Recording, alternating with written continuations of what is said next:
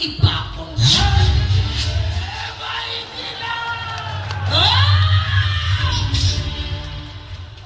ନାଟକର ମୁଖ୍ୟ ଖଳନାୟକ ହଉଛି ତୋରି ବୋପା ଶିବା ପଣ୍ଡା।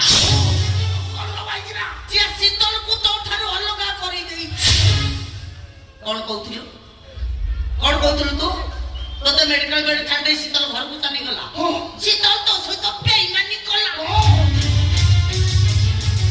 ସେ ଶୀତଳ ପାଇଁ ତୁ ଜୀବନ ନେଇ ଘରକୁ ଫେରିଲ। ତ ସବ ଘରକୁ ଫେରିତା। କଣ କହୁଥିଲୁ ତୁ? ତୁ ବଞ୍ଚିଥାଉ ତ ଶୀତଳ ବିଧବା ହେଇଗଲା। ସିଏ ବିଧବା ହେଇନି।